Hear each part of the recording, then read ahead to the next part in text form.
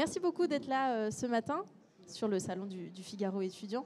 Je suis ravie de vous retrouver ce matin pour aborder la thématique de la mode. Je pense que ça vous intéresse particulièrement. Vous allez voir, là, on va passer 3 quarts d'heure ensemble, très intéressant, très enrichissant. Je suis Emma Ferrand, je suis journaliste au Figaro étudiant.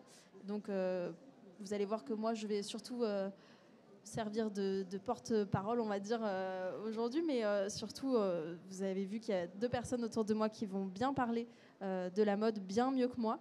À ma droite, j'ai Julie Eisenberg. Bonjour Julie, vous êtes chargée des relations entreprises de l'école Modesta. Oui, bonjour Emma, bonjour à tous, bienvenue. Et à ma gauche, j'ai Adrien Watz, qui est étudiant à l'école LISA, qui est une école de mode aussi. Moi, j'ai une première question pour vous deux. Quels sont les différents métiers de la mode? Julie, peut-être d'abord? Alors, les métiers de la mode, en fait, ils sont très nombreux. Il faut savoir que la France, c'est le premier acteur mondial de la mode et du luxe. Et ça veut dire qu'en fait, la mode va générer pléthore de métiers. On va avoir d'une part les métiers de la création, donc tous les métiers, par exemple, comme le métier de styliste, de directeur artistique.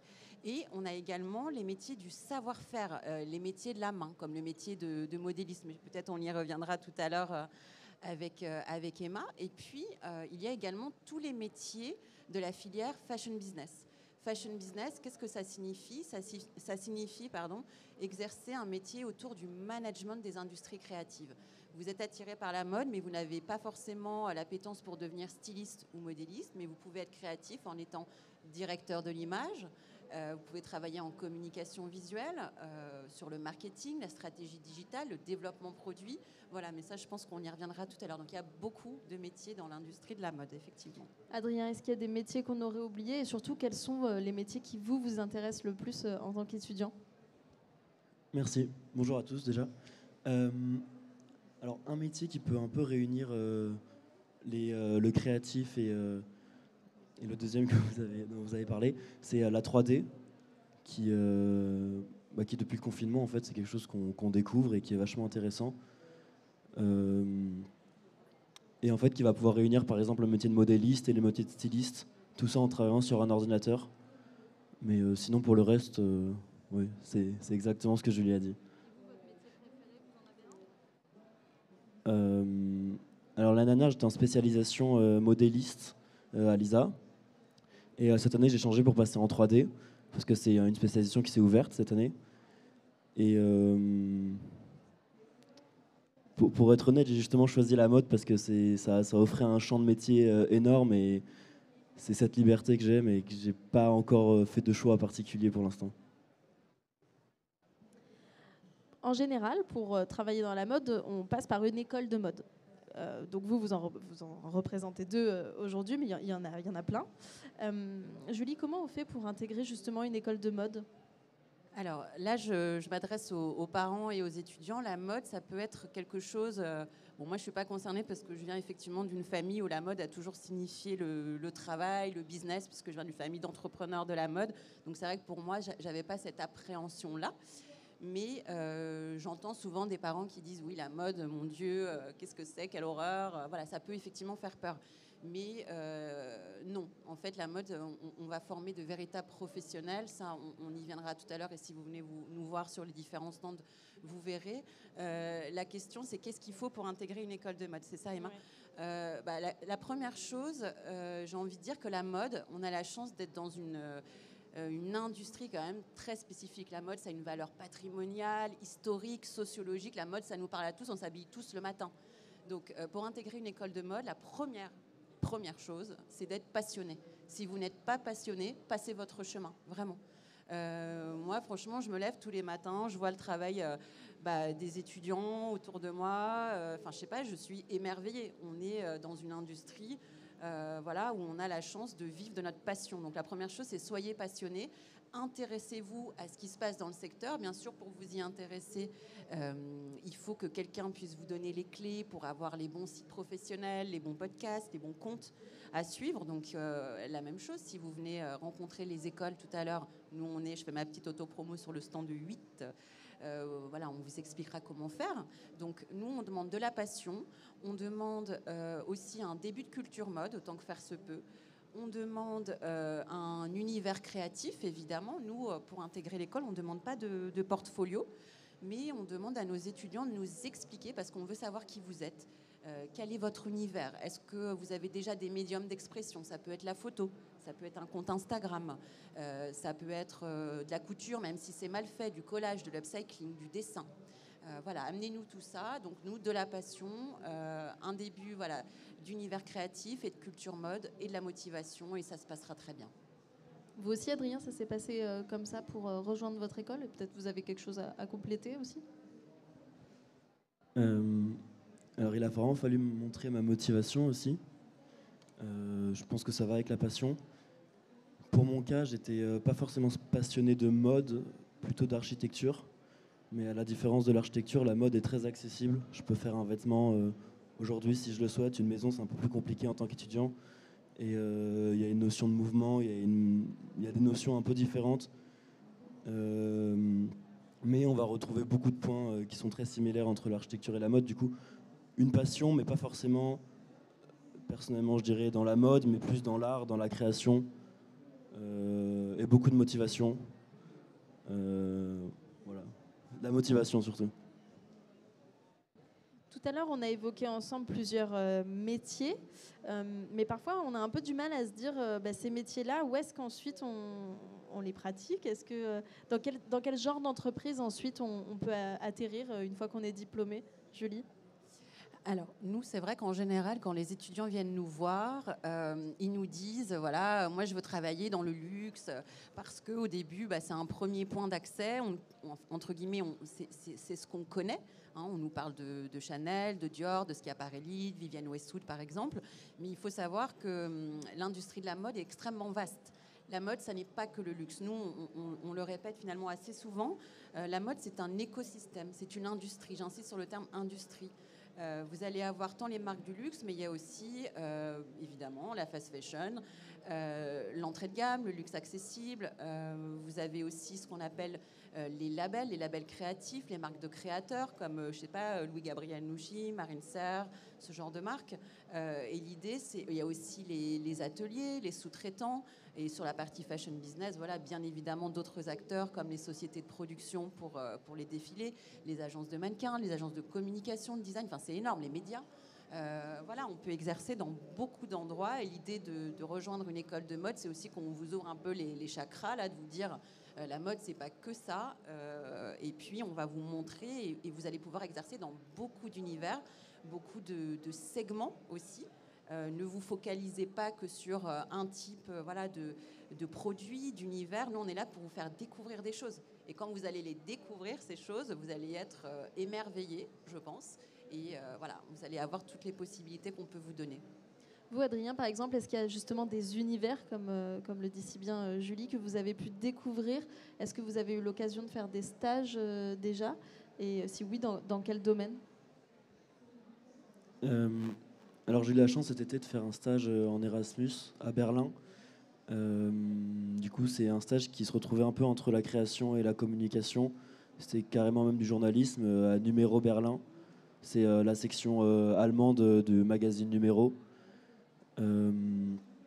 C'était ce qui était vachement intéressant. En fait, ça va réunir la communication avec des artistes. Et c'était un pôle d'artistes tous différents, qui n'étaient pas tous forcément dans la mode, et qui au final arrivaient à travailler dans un but, dans un objectif de mode. Voilà, je ne sais pas si j'ai répondu à votre question.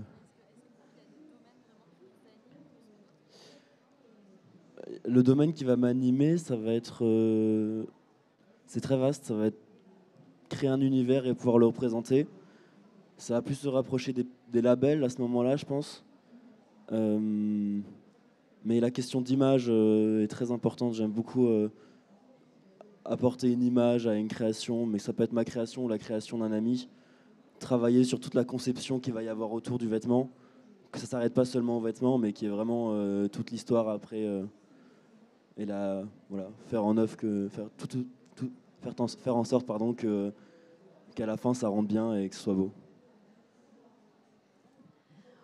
On le constate effectivement en discutant depuis le début, là, ensemble. Il y a plein de métiers différents qui composent la mode. Toutefois, j'imagine que c'est une question que se posent d'abord les futurs étudiants, mais aussi surtout les parents. Il y a un peu la crainte de se dire, est-ce que finalement, quand même, il y a du travail ensuite? Est-ce qu'il y a des débouchés? Et surtout, est-ce qu'il y a des métiers, des secteurs où il y a plus de débouchés que d'autres? Julie? Je vais reparler un petit peu chiffres, excusez-moi, parce que c'est quand même important et ça peut avoir tout de même un côté rassurant, évidemment. Donc, comme je le disais tout à l'heure, la mode, c'est un secteur qui est extrêmement vivace, résilient. Bien sûr qu'on subit des crises et bien sûr que vous avez entendu que, par exemple, le segment milieu de gamme est en souffrance en ce moment. Mais il n'empêche qu'on est dans un secteur et dans une industrie qui sait être résiliente et se régénérer. Il y a, donc je disais tout à l'heure, 154 milliards d'euros de chiffre d'affaires donc, qui est généré par l'industrie du luxe, 1 million d'emplois indirects et 600 000 emplois directs. Et par exemple, je peux citer aussi, et après j'arrête les chiffres parce que c'est insupportable, mais bon, ceci étant, c'est des bons chiffres, donc pas si insupportable que ça. Il y a donc un dispositif qui s'appelle Savoir pour faire, qui tourne autour des métiers techniques de la mode et qui donne le chiffre de 10 000 emplois techniques à pourvoir dans l'année. Donc il y a effectivement le gouvernement qui valorise et qui fait des campagnes. Donc oui, il y a des métiers et en particulier aussi dans la filière fashion business dont on parlait tout à l'heure. Aujourd'hui, on est énormément impacté par tous les enjeux auxquels nous sommes confrontés, de développement durable. Donc tous les métiers autour de la RSE se développent, autour de toutes les nouvelles intelligences artificielles, notamment génératives, oui. Voilà, donc nous, on est des industries à la pointe, innovantes, extrêmement agiles.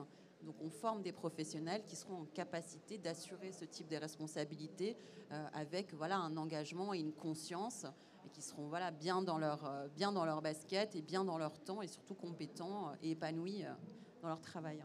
Là, vous parliez effectivement des métiers qui embauchent.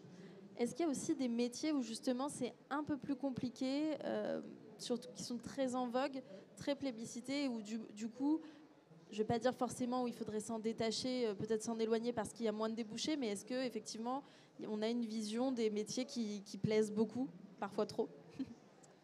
Oui, alors juste avant d'arriver, j'étais en train de lire pour la petite anecdote un très bon article. Je vous en recommande la lecture de... Mon Dieu, une photo, quelle horreur. Posée, ayez l'air naturel. Je ne vous regarde pas. En fait, il y a un très bon article de Citizen K qui est titré « Qu'attendons-nous des directeurs artistiques ?» Donc voilà un métier qui fait rêver. Directeur artistique, styliste. Je pense qu'on est tous d'accord là-dessus. La mode, c'est une industrie concurrentielle, c'est évident. Le métier de styliste, je ne sais pas si on fait un petit sondage là, qui veut être styliste dans l'Assemblée aujourd'hui parmi les étudiants? Beaucoup, évidemment. C'est la première porte d'entrée, c'est la première chose qui vous attire. Aujourd'hui, Emma, vous l'avez dit, il y a beaucoup d'écoles de mode. Il y a beaucoup d'écoles de mode qui mettent des stylistes sur le marché. C'est une évidence. Alors aujourd'hui, oui, il y a beaucoup de stylistes qui vont commencer par du freelance et qui après aspirent à devenir directeur artistique ou à créer leur marque. Donc c'est un métier effectivement qui est en tension, où il faut savoir faire la différence, où il faut être meilleur que les autres, il faut être outillé sur la 3D, comme tu le disais tout à l'heure. Et puis sur tout ce qui se passe, on l'a évoqué rapidement sur l'intelligence artificielle, sur la technicité des nouveaux tissus liés au développement durable et à tout ce qui se passe avec je sais pas, des fibres de lait, de champignons, enfin il existe énormément de choses, donc il faut être au courant de tout ça. Donc oui, le métier de styliste est un petit peu plus en tension que les autres, mais il y a tout de même des débouchés. Et puis il faut savoir qu'on peut être styliste aujourd'hui pas uniquement dans le vêtement. Bien sûr, on est styliste dans l'accessoire, on peut être styliste photo. Voilà encore un métier qui fait beaucoup rêver, qui est également en tension. Styliste aussi dans le digital. Voilà. Donc, c'est quoi par exemple styliste photo ou styliste dans le digital? Alors styliste photo, c'est par exemple travailler pour un magazine de mode et enfin voilà qui doit... Voilà, je suis en train de parler de quelque chose qui doit faire beaucoup rêver, c'est sûr. Travailler pour une série mode, justement, arriver à créer ce qu'on appelle des looks pour les mannequins, à les accessoiriser, voilà, pour finalement arriver à créer une jolie série. Je ne sais pas si je vous montre par exemple... Nous, on a un magazine à l'école sur lequel travaillent les étudiants chaque année en 3e année. Bah, ça, par exemple, c'est une série mode. Et si vous êtes styliste photo, oula, je perds toutes mes notes, c'est pas grave. Vous travaillerez sur la création de ces looks et leur accessoirisation. Donc ça, c'est un métier et ça veut dire de trouver les vêtements, de contacter les marques, les agences. Enfin, c'est un gros travail derrière, évidemment. Et dans le digital, bah voilà, il y a aussi beaucoup d'autres opportunités. Ça veut dire que vous pouvez travailler, par exemple, pour un site e-commerce qui peut être, je ne sais pas, Net-à-Porter, Monnier Paris, Farfetch, enfin, je ne sais pas ce que vous connaissez, et créer, pareil, voilà, ces looks, cet agencement directement pour le site web, pour les pages, pour justement arriver à créer un tunnel, etc., etc. Ça veut dire surtout qu'il y a de plus en plus de métiers en fait, qui sont créés dans l'industrie de la mode. Tout à fait. En fait, quand on travaille dans une école de mode, nous, ça fait partie de notre métier. Et je pense que toi aussi, en tant qu'étudiant, si tu regardes les fiches de poste, on voit tout le temps des nouveaux termes qui sont utilisés, des nouveaux noms de métiers qui n'existaient même pas il y a un mois. C'est incroyable. Donc, c'est ce que je disais tout à l'heure. On a vraiment... Enfin, moi, je trouve ça passionnant, en fait. On est là, on se dit, mais waouh, on est en train d'assister à quelque chose qui est en train de s'installer. Évidemment, aujourd'hui, on ne peut pas faire l'économie, et puis tant mieux, hein, d'ailleurs, il faut s'adapter à notre temps. Enfin, je veux dire, on a ces outils, oui, ça peut faire peur. Il y a beaucoup de débats autour de l'intelligence artificielle générative. Est-ce que ça ne va pas prendre nos métiers, surtout en création? On se demande, ok, comment? Mais aujourd'hui, ce qu'il faut se dire, c'est que c'est support. Voilà. Moi, j'arrive à avoir effectivement, en tant que styliste, mes outils, mes connaissances, parce que le dessin à la main continue à être la compétence vraiment demandée, mais je sais me servir des nouveaux outils. Et je sais les utiliser de manière à être encore plus puissant. Vous, Adrien, quand justement vous avez commencé à candidater pour entrer dans une école de mode, est-ce que ce sont des questions que vous vous êtes posées, de vous dire est-ce qu'à la fin je vais avoir du travail, est-ce qu'à la fin je vais réussir à avoir un emploi dans le secteur? Oui, c'est des questions qu'on se pose parce que c'est clair que on s'engage dans un cursus de 3 ans et à la fin on aimerait quand même pouvoir continuer dans ce milieu-là. De mon côté, j'ai été assez rapidement rassuré et j'ai aussi suivi mon instinct et jusqu'ici c'est super, ça se passe bien. Donc on va dire que je suis assez rassuré. J'ai aussi avec mon stage cet été, ça a montré qu'avec de la motivation, on n'a pas besoin je sais pas, de venir de Londres par exemple pour accéder à je sais pas quel métier et que en fait la motivation c'est ce qui va faire la plupart de notre CV et de nos expériences. Et pour ça, après, l'école va être un très bon support aussi pour rencontrer d'autres étudiants, pour travailler ensemble, voilà. Vous le disiez, vous parliez de motivation, on en a parlé tout à l'heure aussi. C'est un critère qui est très important, d'une part pour entrer en école de mode et aussi pour la suite. C'est toujours important d'être motivé dans ce qu'on entreprend. Est-ce qu'il y a quand même d'autres qualités et compétences qui sont recherchées par les entreprises aujourd'hui dans le secteur de la mode, Julie ? Il y en a effectivement beaucoup, tout à fait. La motivation, évidemment. Je dirais la curiosité, c'est la qualité numéro 1. Il faut être curieux de tout ce qui se passe. Là, je rebondis sur ce que tu as dit tout à l'heure. C'est la mode, mais pas que la mode, évidemment. C'est l'art, tous les domaines créatifs connexes. S'intéresser à l'architecture, la sculpture. Il faut en fait nourrir une créativité, qu'on soit dans la partie création et même fashion business. Il faut avoir voilà, une vision, un œil, une culture pour être justement viser l'excellence, en fait. C'est l'idée. Donc la curiosité, qui est comme un muscle, en fait, faut la nourrir. Il faut aussi avoir, ça aussi je rebondis, de l'expérience à valoriser. Un cursus sans expérience, ça n'a aucun sens.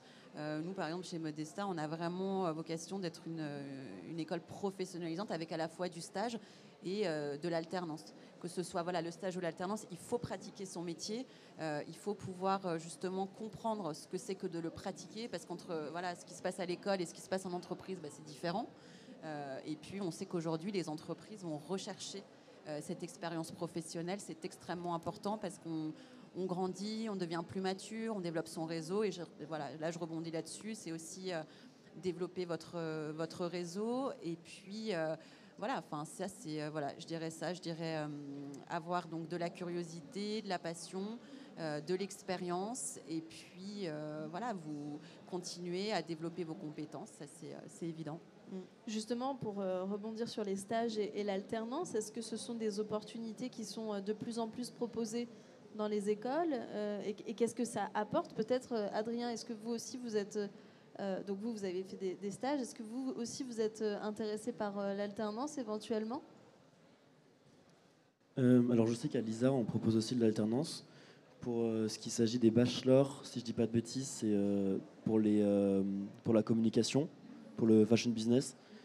Et après en master, on a pour la création, pour le pôle création, il va y avoir des stages en alternance.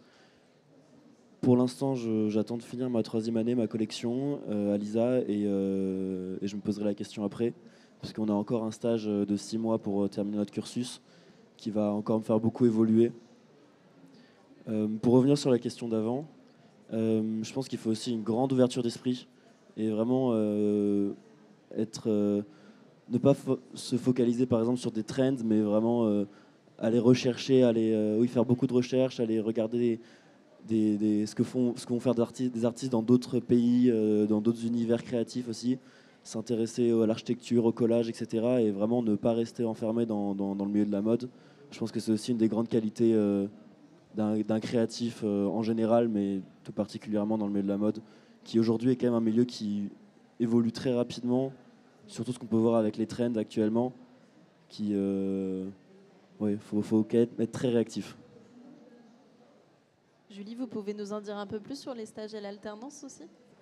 Effectivement, je pense que c'est capital que ce soit l'un ou l'autre. Bon, nous, on a fait le choix depuis la création de l'école il y a 30 ans de miser sur l'alternance. Avant l'alternance, ça je parle au global, c'était considéré vraiment quelque chose pour... un peu comme une voie de garage en fait. On se disait, voilà, bon, tu feras de l'alternance, etc.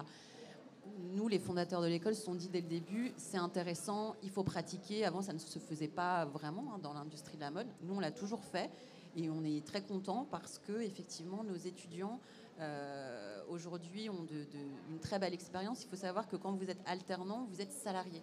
Quand vous êtes salarié, vous avez des responsabilités. Vous êtes assistant styliste, assistant chef de produit pour la filière fashion business, assistant modéliste, assistant image.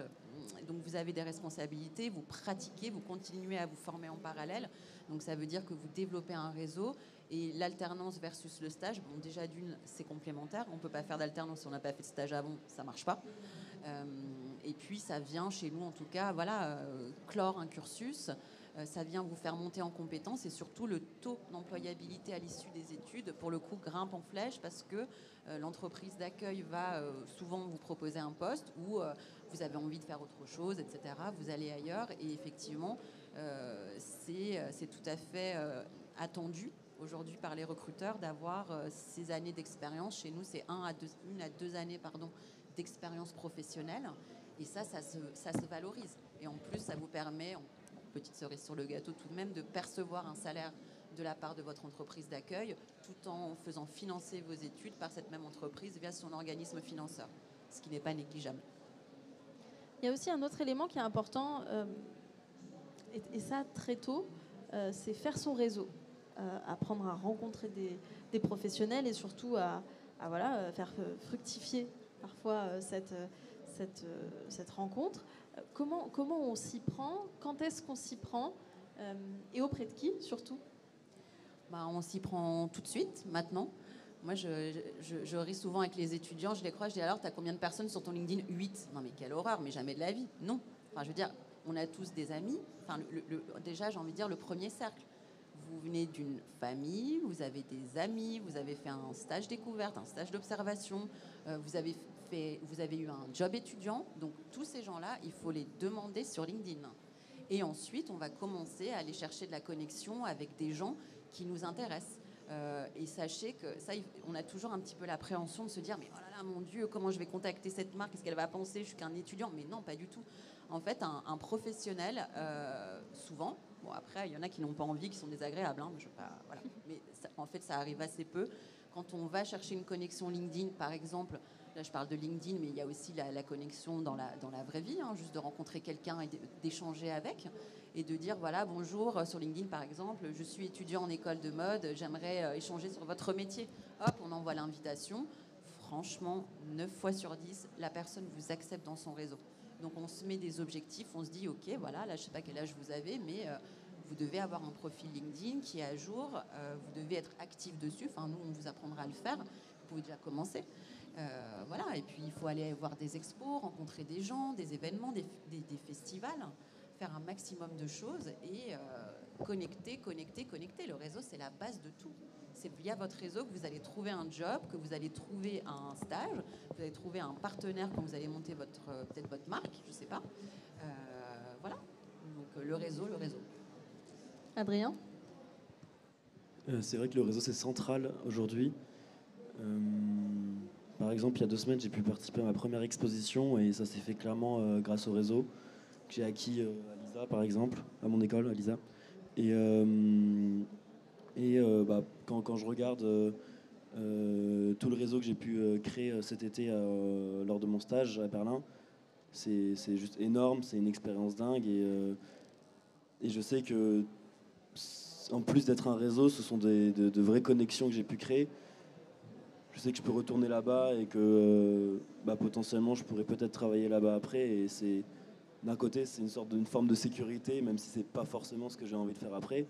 Mais je sais que je vais pouvoir rebondir aussi là-dessus, ce serait génial de retravailler avec eux. Et on ne sait jamais, peut-être un jour pouvoir retrouver mes créations dans ce magazine. Donc voilà, faut rêver, mais ça passe effectivement par le réseau.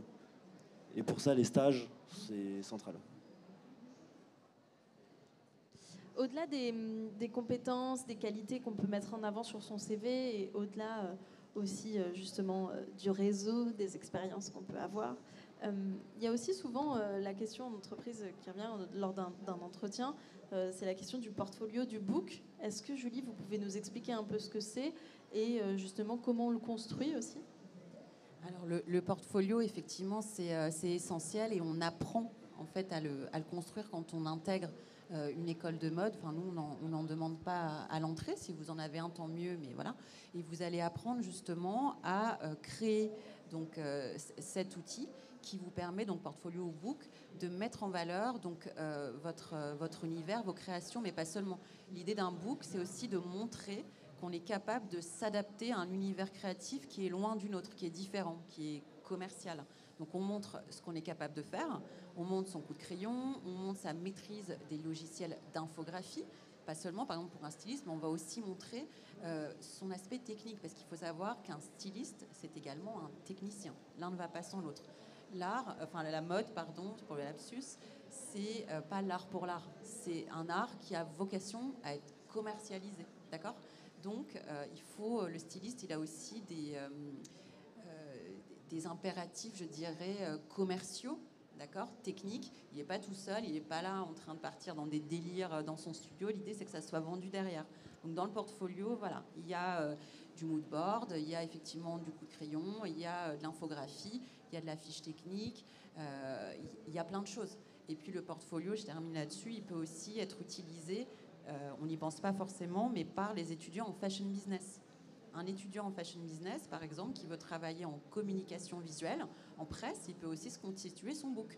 Il peut mettre des articles qu'il a écrits, mettre des moodboards, moi, j'aime bien, par exemple, quand les étudiants ils me font un Instagram professionnel. Je trouve ça super bien. Je veux dire, donc en fait, souvent au début, on a l'Instagram où il y a la vie perso, donc moi en train de manger une glace sur la plage, et à côté le truc super sympa.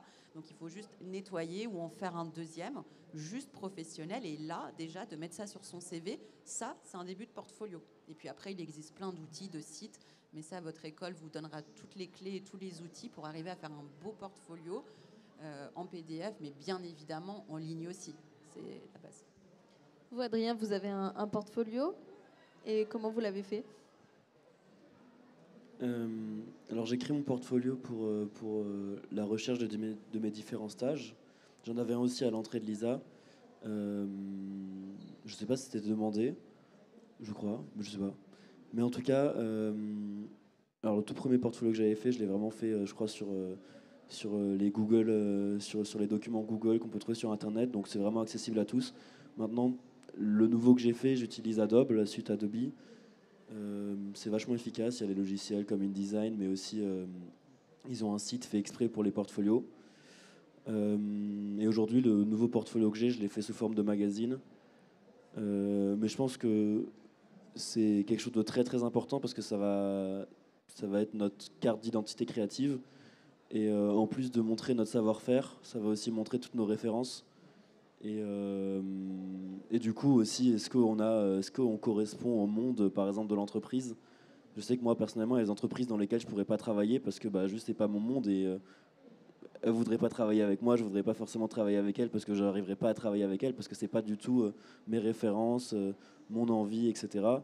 Et de l'autre côté, il y a des entreprises qui, en regardant mon portfolio, pourraient tout de suite se projeter avec moi. Et c'est presque plus important qu'un CV, je pense. Il faut toujours un CV, mais c'est presque plus important. Il faut créer le maximum, mettez tout ce que vous créez dedans, expliquez beaucoup. Toutes les images que vous mettez, il ne faut pas juste une image, il faut toujours une explication, il faut montrer tout le work in progress. Donc d'où vous êtes parti, vos références, vos intérêts, votre storytelling, et puis à la fin, le produit final. Et puis toujours sourcer aussi. Et sourcer pourquoi? Parce que bah, quelqu'un qui va être intéressé dans votre portfolio va trouver une image cool. Si vous la sourcez, que c'est vous qui l'avez faite, il va être impressionné. Si jamais c'est pas vous qui l'avez faite, c'est il va vouloir la retrouver, bah, ça va faire plus professionnel. Et, euh, et puis il me semble que légalement, en plus, il faut sourcer du coup. Donc voilà, en plus. Mais oui, créer un maximum, c'est ce qui va permettre de remplir votre portfolio et de montrer qui vous êtes. J'ai bien aimé votre terme de carte d'identité créative. Je marque un premier temps d'arrêt, je regarde l'heure déjà. Est-ce qu'il y a déjà des questions peut-être sur ce qu'on s'est dit, des choses qui n'ont pas été abordées, des choses qui pourraient être précisées? Ça peut être soit sur les métiers, soit sur les cursus aussi. N'hésitez pas, cet échange il est fait pour vous. Donc si vous avez des questions, c'est aussi le moment de les poser. S'il y a besoin, on fait circuler un petit micro. Ou est-ce que je continue? Je peux continuer et aussi vous pouvez juste me faire un signe, je vous verrai. Donc n'hésitez pas s'il y a une question qui arrive d'ici là. Vous avez fait, Adrien, votre stage à l'étranger. Pourquoi l'avoir fait à l'étranger? Alors, je l'ai particulièrement fait à Berlin, du coup, et il va y avoir plusieurs raisons. La première, c'est que je suis franco-allemand. Du coup, j'ai tout naturellement voulu découvrir un peu ce côté-là. En plus de la ville de Berlin qui peut faire rêver, je pense que c'est aussi une ville qui est créativement très libre, qui a beaucoup moins de cadres. Et c'est ce qui m'a intéressé à ce moment-là. Je revenais d'un autre Erasmus que j'avais fait aussi à l'étranger.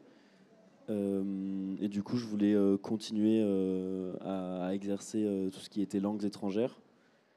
J'ai beaucoup amélioré mon anglais, j'ai pu conserver mon allemand. Et je trouve qu'en fait, ça permet surtout de voir une autre manière de faire. En fait, rien que le fait de parler une autre langue, on va réfléchir différemment, on va pouvoir même être une autre personne. Et sans le faire exprès, hein, mais c'est du coup arriver dans un milieu qui parle une autre, où les gens ont une autre culture, ils parlent une autre langue, etc. C'est des références différentes, c'est des modes de fonctionnement différents, c'est des attentes différentes. Et je pense que c'est un moment où on sort un peu de sa zone de confort et qu'on découvre quelque chose de particulièrement différent, qu'on apprend le plus, qu'on évolue le plus.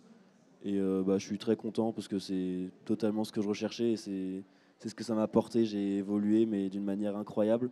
Et je pense que c'est particulièrement parce que je suis parti à l'étranger que j'ai dû parler tous les jours en anglais, en allemand. Et voilà, c'est très intéressant. Comme ça, on réfléchit différemment en fait. Justement, oui, Julie, effectivement, avec l'expérience d'Adrien, mais il y en a plein des jeunes qui vivent ça. C'est vrai qu'on se dit en général, bah, Paris, c'est le temple de la mode, la France, on a une culture de la mode très ancrée. Toutefois, est-ce que vous recommandez aussi aux jeunes de partir?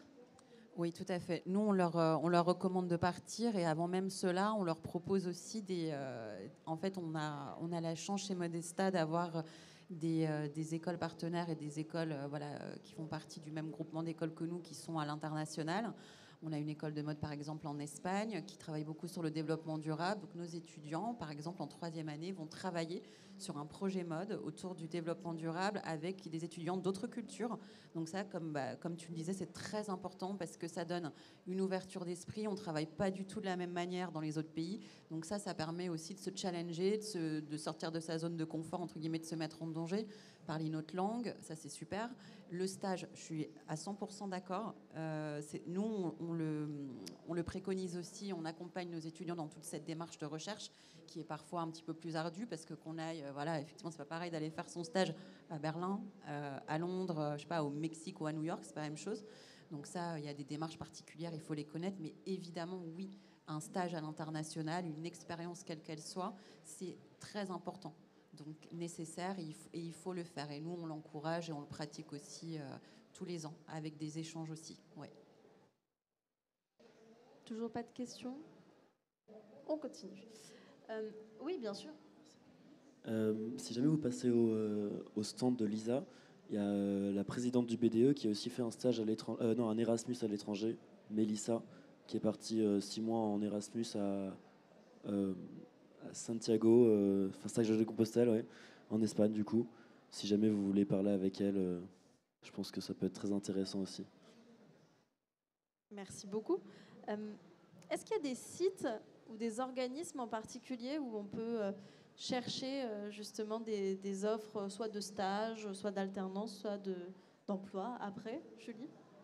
Oui.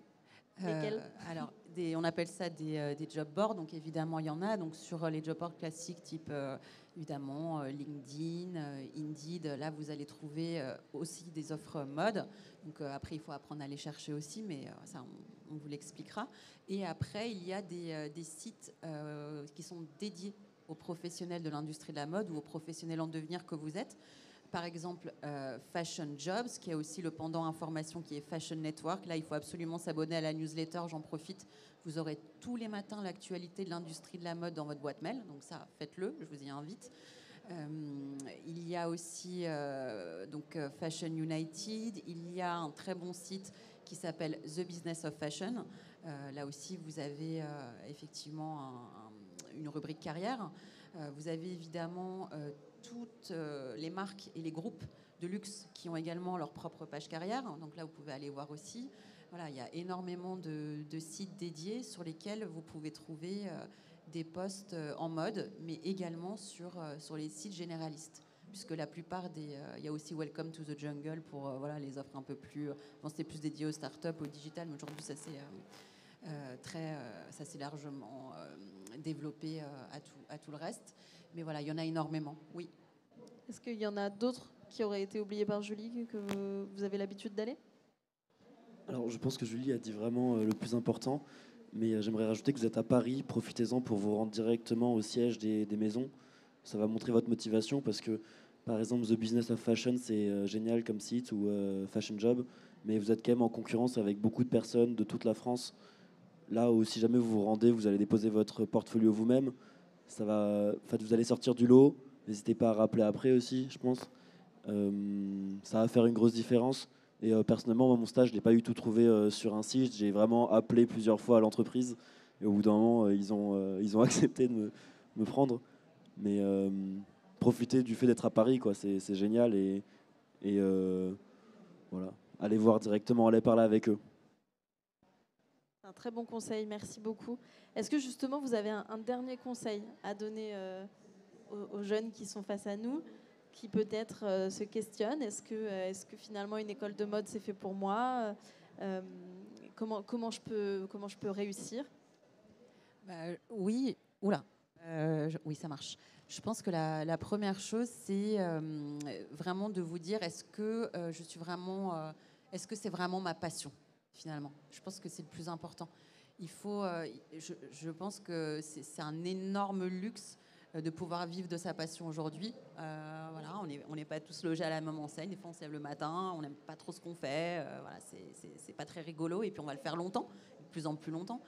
Donc, je pense déjà, questionnez-vous sur est-ce que je suis passionnée. Et pour savoir répondre à cette question, c'est vraiment de réfléchir un instant et de se dire. Enfin, moi, j'aime bien demander aux étudiants, mais pourquoi tu veux faire de la mode en fait? Je déteste qu'on aurait, oui, passionnée de mode depuis toute petite. Ok, d'accord, mais bon, ta voisine de palier aussi. Enfin, non, next. Pourquoi? C'est quoi ton premier souvenir de mode? C'est quoi ta première émotion? Et il y a d'ailleurs je profite du moment de très bons podcasts Je vais en citer juste un qui va vous permettre de découvrir et qui sera peut-être complémentaire à ce qu'on se dit là, parce qu'on n'en a pas beaucoup de temps ensemble, qui s'appelle The Bold Way. Et en fait, avant, ça s'appelait Entreprendre dans la mode, donc accessible sur toutes les plateformes d'écoute, qui permet, en fait, c'est un designer qui s'appelle Adrien Garcia. Je ne suis pas du tout sponsorisée, hein, mais je le conseille toujours aux étudiants parce qu'il est très très bien, qui vous permet de découvrir tous les métiers de l'industrie de la mode. En fait, il fait une interview un peu fleuve de quelqu'un qui a monté sa marque, qui travaille dans la communication, qui a monté une agence de production, qui est modéliste, enfin je ne sais pas. Et pendant plus d'une heure, vous allez découvrir tout son parcours.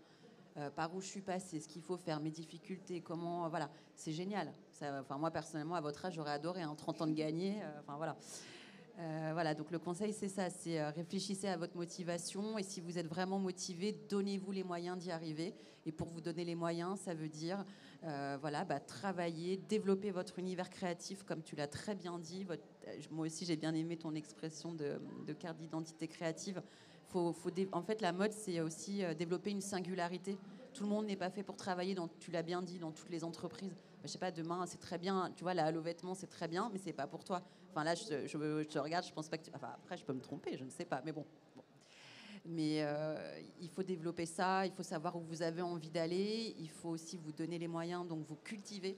Il faut sortir de chez vous, là, il faut juste sortir de la petite routine de tous les jours. On fait tous la même chose, mais sortez de ça. Allez voir des expos, cultivez-vous, osez demander des cartes de visite, allez voir des marques, allez voir des salons, allez voir des festivals. Enfin, voilà, faites tout ce qu'il faut et après, choisissez votre école et travaillez dur, travaillez fort pour réussir. Voilà, c'est ce que je dirais. Et Adrien ? Merci. Du coup, en plus de tout ce que Julie vient de dire, en effet, il faut beaucoup sortir. Les expos, c'est génial. Mais vous avez aussi un outil qui est assez nouveau, qui est Internet. Et c'est juste énormément d'informations à portée de main. Utilisez-les. Sortez des Pinterest et allez regarder les sites de magazines, allez regarder les sites des musées, etc. C'est vachement important. Et aussi, je pense, un des derniers conseils, c'est un truc qui, moi, m'a fait peur au début et qui aujourd'hui peut toujours faire peur, c'est la mode a une réputation très élitiste, parfois même malsaine, ce qui n'est pas totalement faux pour certaines entreprises. Mais si jamais vous vous réunissez avec des gens qui ont la même envie de créer de vous, ça va être génial. Vous allez pouvoir créer des choses formidables. Et la mode n'est pas que élitiste, n'est pas que malsaine. Il y a vraiment tout un pan qui est incroyable et créatif et très énergique. Et je pense qu'il faut surtout trouver sa place. Mais ça, je pense que ça va se faire durant votre cursus ou même après. En vrai, il n'y a pas de précipitation. Mais voilà, c'est un beau milieu. Et voilà. Merci beaucoup. Merci Adrien. Merci Julie. Je peux rajouter juste Oui. une chose. En fait, il y a un endroit super juste à côté d'ici. Il fait un temps horrible, mais comme c'est juste à côté, je profite. C'est une librairie-galerie qui est magnifique. Tu connais, c'est OFR. Juste derrière, c'est trop beau. C'est à 2 minutes, donc franchement, c'est dommage de ne pas aller voir. C'est La Mecque, où vous pouvez trouver tous les magazines juste derrière, exactement, de presse indépendante. C'est-à-dire qu'on sort du Elle, du Marie-Claire, de Maman et tous ces trucs-là. Donc là, c'est des magazines qui viennent du monde entier, c'est underground, c'est super beau. Et il y a des très beaux livres de mode et d'art. C'est à aller voir pour un étudiant, c'est top, c'est assez cher, mais on peut juste regarder. Et il y a un espace galerie dans le fond. Voilà, donc allez voir si vous avez le temps en sortant déjà. Je pense que ça va vous inspirer. C'est un super dernier conseil. Merci beaucoup. Merci à vous deux. Merci à vous pour votre écoute. Merci. Et puis, bon salon. Et n'hésitez pas à poser toutes les questions que vous avez aussi à Julie et Adrien juste après, si vous en avez. Je pense qu'ils seront très ravis d'y répondre. Merci beaucoup.